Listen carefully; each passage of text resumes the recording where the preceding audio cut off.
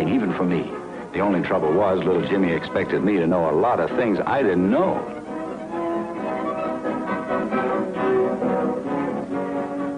When I looked over one of the planes and saw my family watching me, waiting for words of wisdom, I knew I was a dead duck.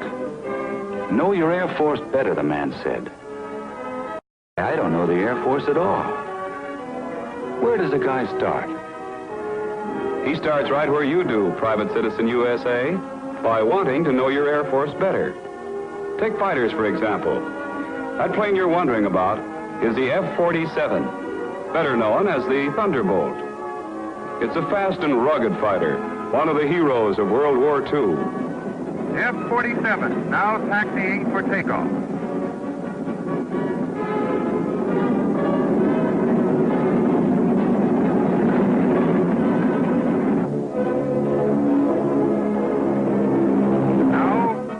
Mustang, F-51.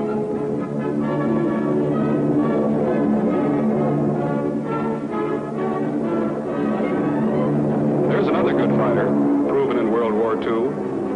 But the post-war years have brought new designs. Planes that fly farther and faster.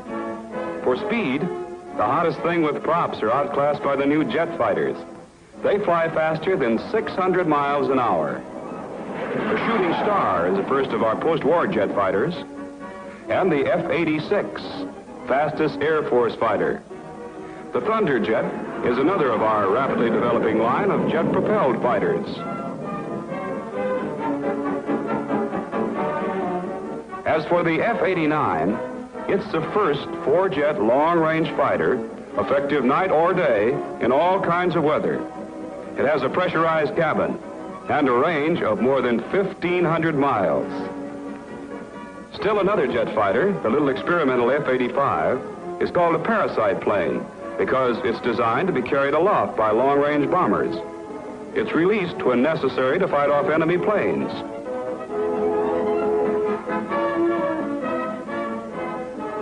And baby comes back to mother when the fighting's all over. Your attention, please. The bombers now landing are B-29, the famous Super Force. The B-29s helped break the back of Japanese resistance with long-range bombing raids. One of them carried the first atom bomb to Hiroshima. And here comes the B-36, the biggest land-based bomber in the world. Yes, sir, that's the truth. This air giant has a far greater range than any other bomber. That's why the Air Force calls it an intercontinental bomber. In tests, one B-36 took aloft and dropped successfully two 42,000-pound bombs.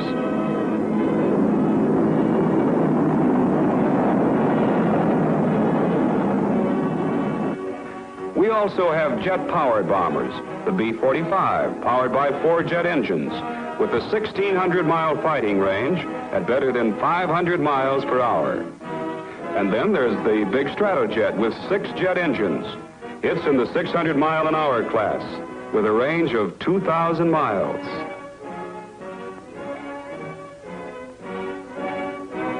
And this radical design, XB-49, an 8-jet propelled flying wing.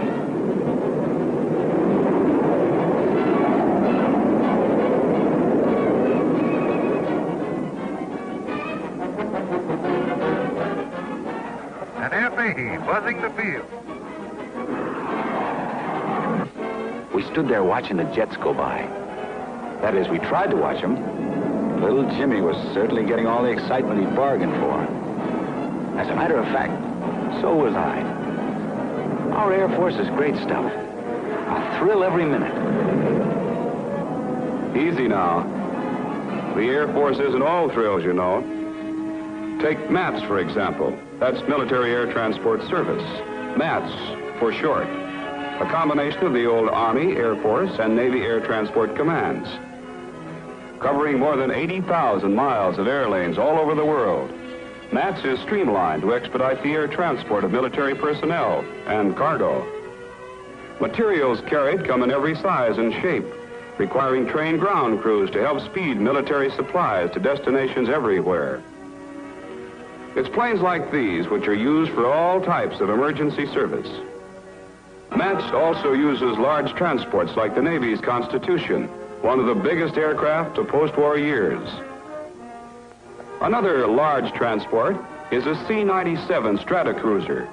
This giant goes 4,000 miles non-stop, carrying a payload of 20 tons, or 137 fully equipped combat troops.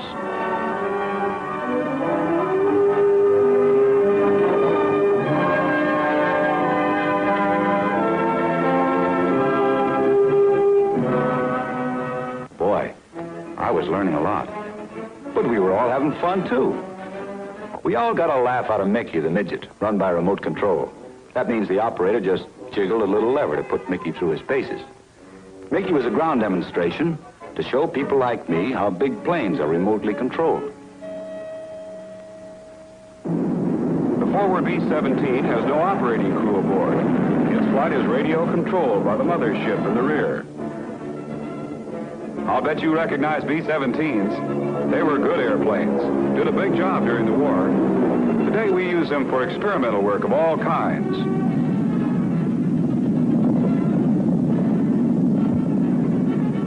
Down in Florida, these pilotless planes are used to make test emergency landings in water. Ditching is the Air Force term.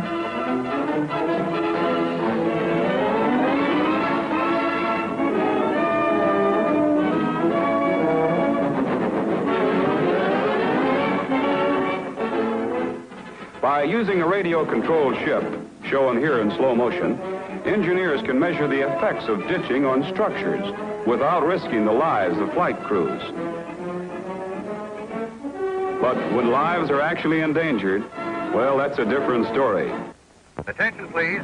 You will now witness an air-sea rescue demonstration. The B-29 approaching the field is carrying a paralight boat. In an air-sea rescue mission, the boat is dropped by the rescue plane. The parachute will land it in the water right side up. The boat is equipped with an engine, maps and charts, food, medical supplies, and radio.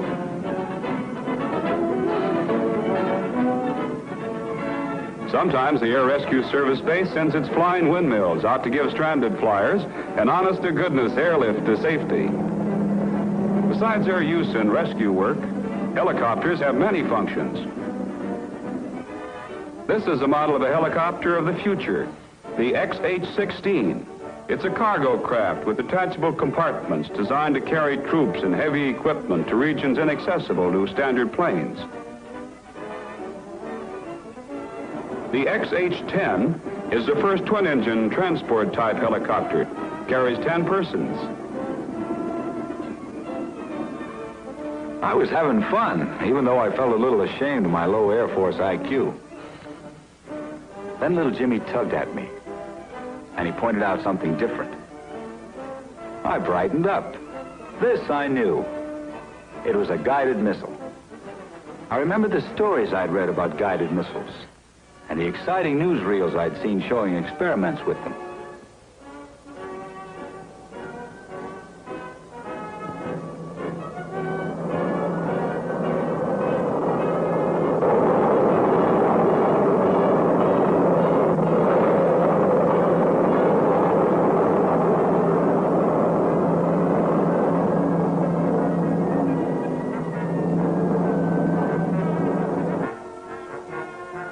I also remembered seeing a film showing JB-2 rocket experiments at the Air Force Proving Ground Command in Florida. After a guided missile is launched, a jet fighter plane is assigned to shoot it down.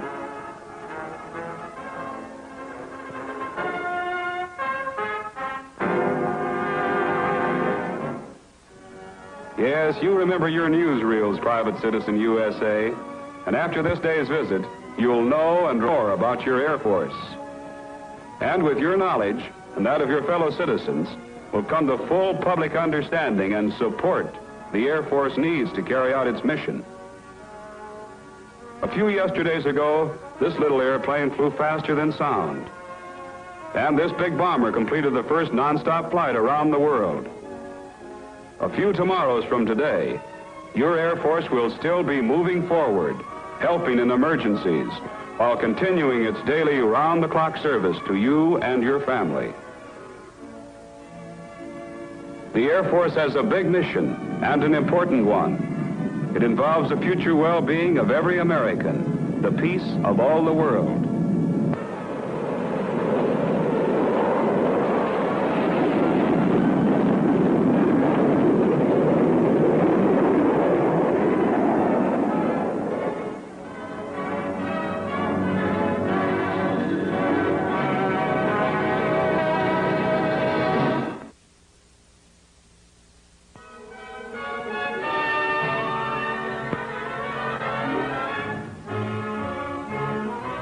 At Workman's capital today are the military men whose job is to make the United States secure against attack. Men who are responsible for anticipating where and what form war might strike again. For the purpose of this particular problem and strategy, let's assume that the United States is being attacked from the north and from the northwest by massive air forces. The only warning we could expect would be what we would normally get from our present radar facilities. In the first wave, attacking would be bombers escorted by planes. Convinced that the first and perhaps decisive move in any future war may well be a surprise attack from the air, the American people have elected to make air power the nation's first line of defense.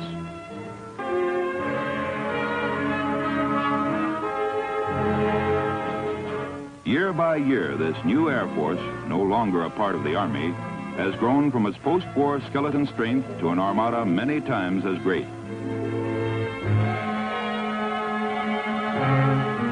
But the 70-group force of completely modern planes, which airmen and Congress once agreed was the minimum necessary for national security, has been slow indeed of achievement.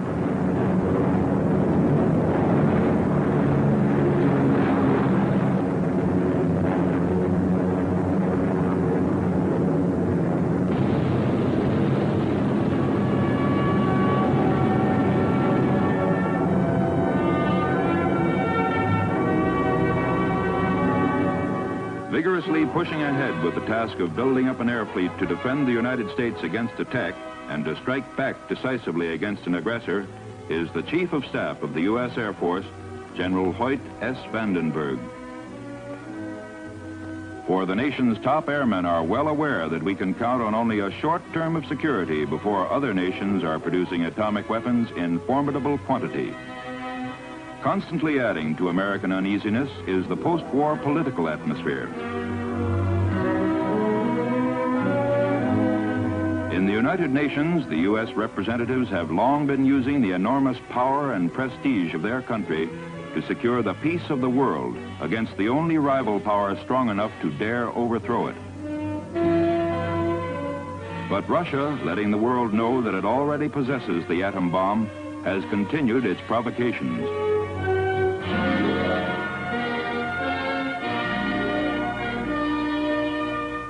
An urgent necessity in rebuilding the U.S. Air Force was to revive the aircraft industry, whose output had diminished alarmingly in the first years after the war. By carefully allocating the funds allowed it by Congress, the Air Force was able to distribute initial orders for 2,000 new planes among certain key manufacturers. One of the most famous of the post-war models has been the giant B-36, which was only being delivered 3 years after the war, though it had been designed in 1942. For between the time any given plane emerges from the design stage and the time it is ready for delivery, airmen must count on a lapse of several years. Largest of land-based bombers, the B-36 can carry 10,000 pounds of bombs for 10,000 miles, and its enormous tanks can swallow up some 21,000 gallons of gasoline, as much as 2 railroad tank cars can carry. Even the famed B-29 was relegated to the role of medium bomber by the huge B-36.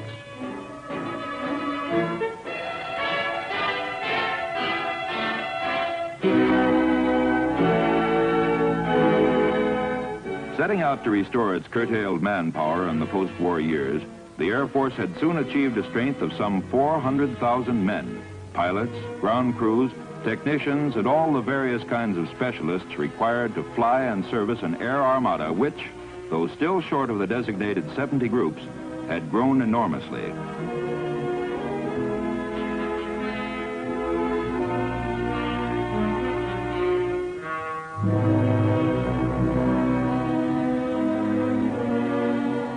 Schooling in the Air Force is an endless process, not only for enlisted men, but for officers as well. The new Air University, made up of a number of advanced schools, gives senior officers concentrated courses which include such subjects as command and staff work, air strategy, and air tactics.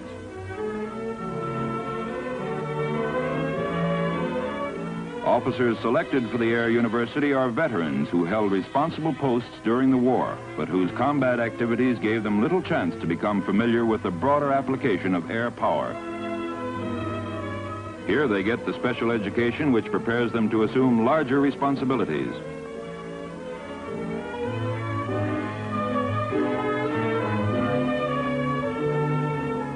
Part of their training involves learning to work with the Navy, despite old rivalries which still exist between the Air Force and the Naval Air Arm. For the Navy has almost as many planes as the Air Force itself.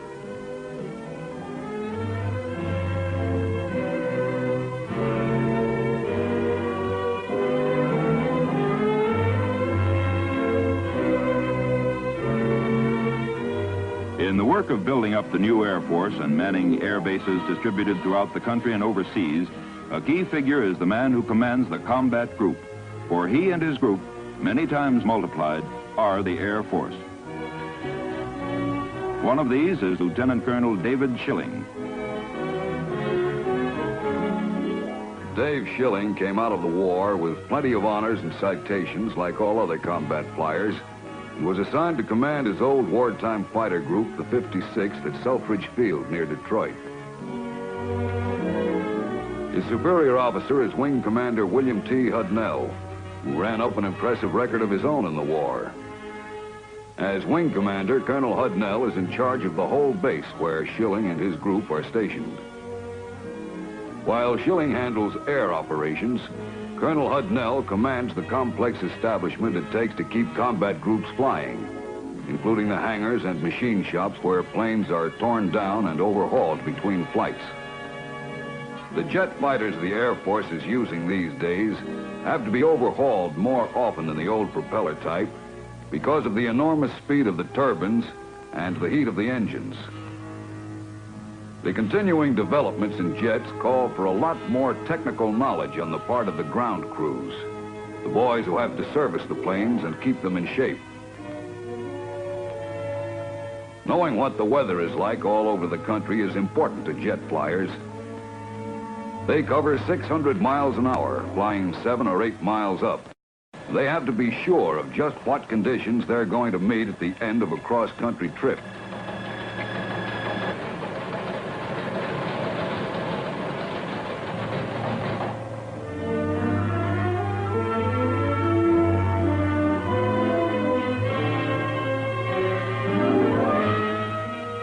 These housekeeping and service facilities are taken care of for him, Dave Schilling still finds plenty of paperwork to tie him down at the office when he'd a lot rather be out flying. To keep the job of administration in hand, he relies on his staff, every man on it young like himself, and like himself a veteran. But the thing he's really there for is to turn the pilots in his group into a beautifully coordinated, smoothly functioning combat team. This means his men have to chalk up plenty of hours on the squadron scoreboard in each one of a dozen different kinds of flight training.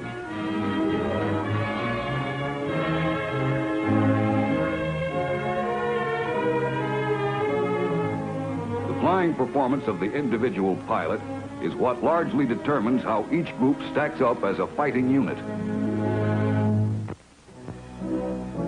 When the pilots of the 56th Fighter Group are accumulating air hours, Dave Schilling is apt to be out on the runway. He likes to keep an eye on them, particularly on the youngsters newly assigned to the group who are just beginning to get the hang of combat tactics in hot planes like the Lockheed F-80 that Schilling's group flies.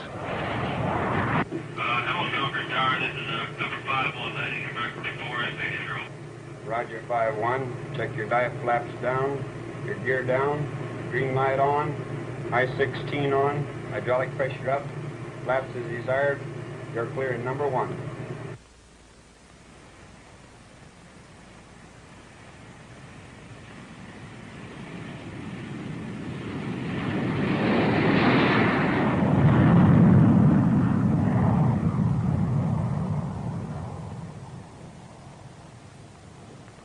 Well, it looks like the young sports are going to be okay.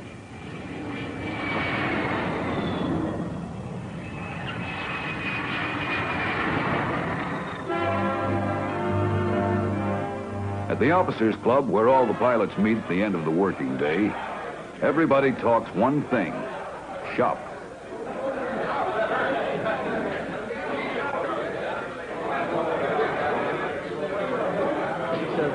But where are the propellers? The club is a secondary classroom where new boys can pick up a lot of angles. Young pilots of today have to be adaptable and quick to learn if they are to keep up with the new planes they'll soon be called upon to fly. The North American F-86 is one of the world's fastest jet fighters. The Northrop F-89, an experimental plane, is a fast night fighter, bulging with radar and electronic equipment. The Boeing B-47, a jet bomber with swept-back wings, is one of the fastest which has ever taken to the air. The Northrop Flying Wing is a large jet bomber, uniquely American in design. McDonnell's grotesque-looking XF-85 was planned as a parasite plane.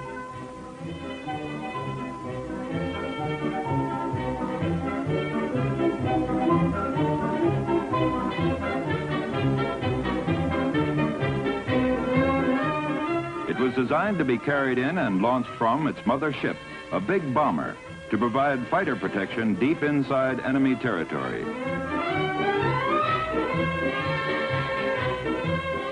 Having no landing gear, the fighter returns to its mothership after its mission is completed.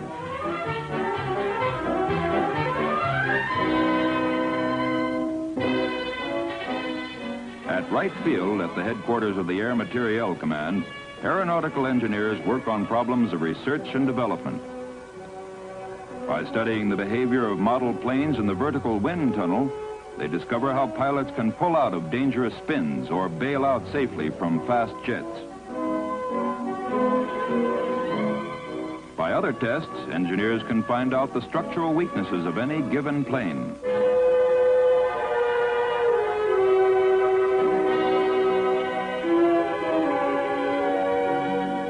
In aviation medicine, intensive research is directed toward making life easier, longer, and safer for pilots.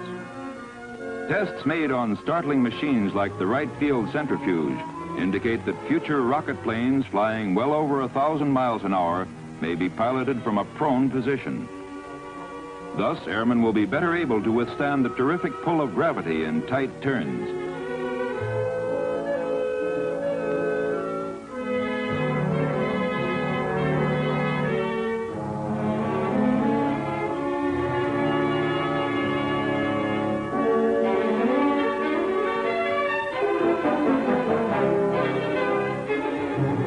The laboratories are not the only places where airmen are being tested for the future.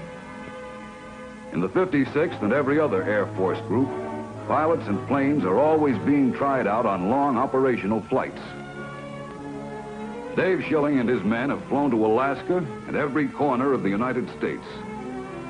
And they were the first American jet group ever to fly the Atlantic. With the weather we have today, extending over the eastern portion of the United States, we should make Goose Bay for tonight. Are there any questions? Okay, be in our cockpits.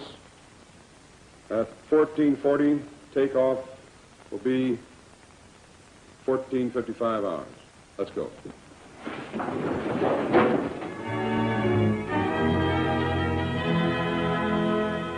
Today, the men who fly in Dave Schilling's outfit, and thousands more like them in fighter groups and bomber groups all over the country, have learned to accept as a matter of routine flying Assignments that would have been special stunts for the most experienced pilots only a couple of years back.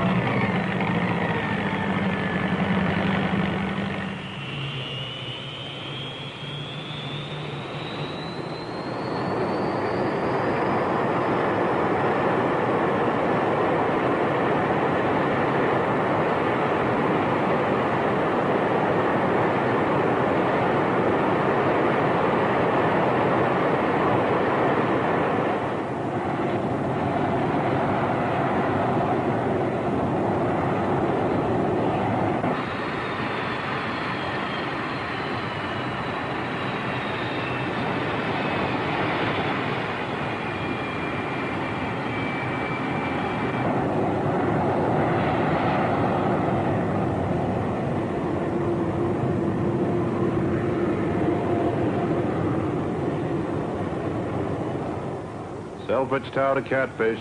You're cleared for takeoff when ready.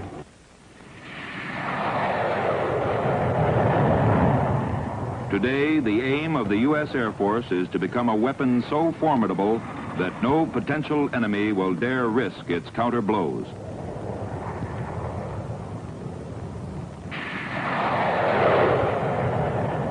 For its commanding officers believe that America's air power, by making war too costly for an aggressor, may turn out to be the strongest guarantee both of the nation's security and of the world's peace.